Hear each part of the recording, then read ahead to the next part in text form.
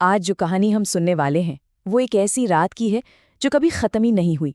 एक ऐसी वीरान फैक्ट्री की कहानी जिसका साया आज भी कुछ जिंदगियों पर किसी बुरे सपने की तरह मंडराता है। चलिए इस अंधेरी कहानी की गहराइयों में उतरते हैं।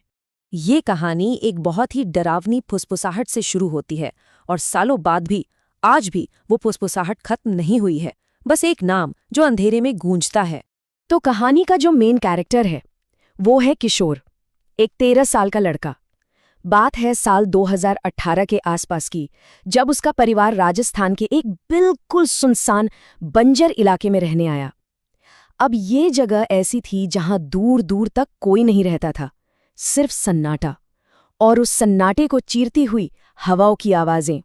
और यहीं से, इसी जगह से उस भयानक रात की कहानी शुरू होती है।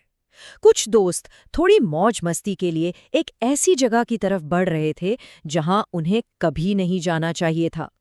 तो चलिए पहले इस कहानी के किरदारों से मिल लेते हैं। सबसे पहले किशोर, जो हमारा हीरो है।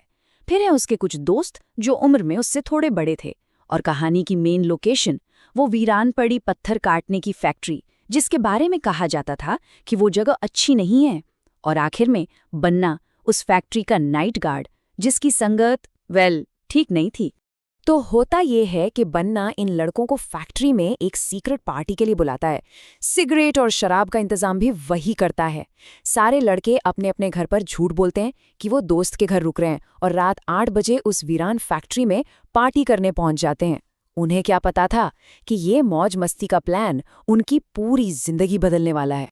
तो अब कहानी उस मोड़ पर पहुंचती है जहां से सब कुछ बदल जाता है। मतलब सब कुछ।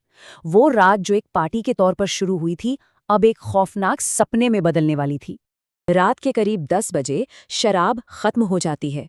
किशोर अपने दोस्त रामू के साथ बन्ना की बाइक लेकर कोई 3 किलोमीटर दूर एक ढाबे पर जाता है।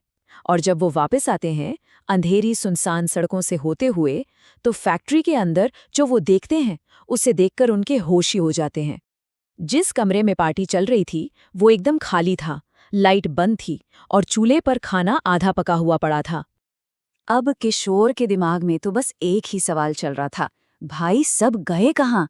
इतनी रात को इस भयानक जगह पर सब अचानक ऐसे कैसे गायब हो सकते हैं?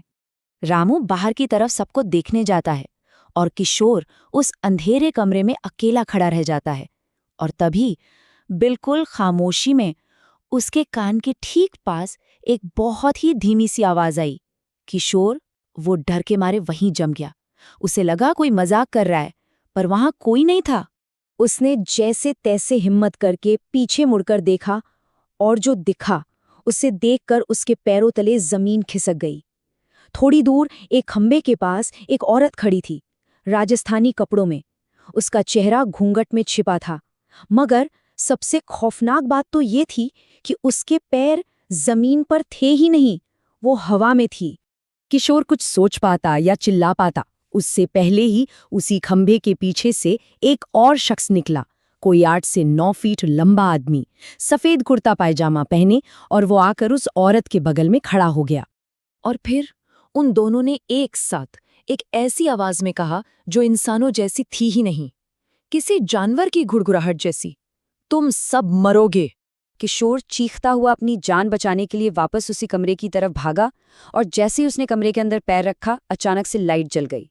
उसने देखा सारे दोस्त अंदर ही बैठे हैं, हंस रहे हैं, खाना खा रहे हैं।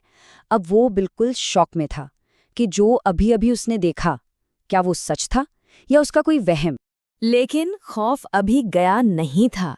इनफैक्ट असली खतरा तो अब शुरू होने वाला था, और वो खतरा बाहर नहीं, उनके बीच में ही था। सब किशोर को समझा ही रहे थे कि अचानक बंद दरवाजे पर जोर जोर से 3 बार किसी ने दस्तक दी। सब डर गए। बन्ना ने हिम्मत करके दरवाजा खोला, पर बाहर कोई नहीं था। दूर दूर तक सिर्फ अंधेरा। और कभी उनका एक दोस्त सुनील अजीब हरकतें करने लगा। वो जमीन पर कूदा और जैसे कोई जानवर खाता है ना, वैसे दोनों हाथों से सारा खाना खाने लगा, और फिर बिना सांस लिए शराब की 3 बोतलें एक साथ पी गया। फिर सुनील ने अपनी गर्दन एक अजीब से एंगल पर मोड़ी और हंसने लगा, और उसकी हंसी के बीच में से पहले एक औरत की आवाज आई, ये जमीन मेरी है। और अगले ही पल एक भारी मर्द की आवाज, तुम सबको यहीं दफन कर दूंगा। सोचिए जरा, एक ही इंसान और उसके मुंह से दो बिल्कुल अलग अलग आवाजें निकल रही थीं। और बस इतना होते ही लाइट फिर बंद हो गए। कमरा घने अंधेरे में डूब गया और उस घने अंधेरे में सिर्फ एक आवाज गूंज रही थी, एक ऐसी हंसी की आवाज जो किसी मर्द, औरत और खुद सुनील तीनों की हंसी से मिलकर बनी थी। कहानी यहीं खत्म नहीं होती। असल में वो रात तो बस एक शुरुआत थी, उस श्राप की जो आज तक उनका पीछा नहीं छोड़ रहा। जब घरवाले बहुत परेशान हो गए तो एक तांत्रिक को बुलाया गया और तांत्रिक ने जो बताया उसे सुनकर सबके होश उड़ गए। उसने बताया कि उस फैक्ट्री में एक पति पत्नी की आत्मा भटकती है। पति वहीं पर मजदूरी करता था जिसे मालिक ने मारकर पीपल के पेड़ से लटका दिया था। उसकी पत्नी को यह सच पता था तो कुछ दिन बाद उसकी लाश भी फैक्ट्री से मिली। अब दोनों की आत्माएं बदला लेने के लिए वहीं भटकती हैं। तांत्रिक ने साफ साफ कह दिया कि वो गांव हमेशा के लिए छोड़ दें।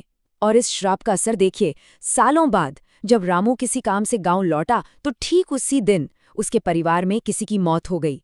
एक बार किशोर भी सिर्फ गांव की सीमा के पास से गुजरा था और उसे फोन आया कि उसके परिवार के 2 लोगों की मौत हो गई है। और वो गार्ड बन्ना, वो उस रात के बाद फिर कभी किसी को नहीं मिला। और ये कहानी घूमकर वापस वहीं आ जाती है जहां से शुरू हुई थी।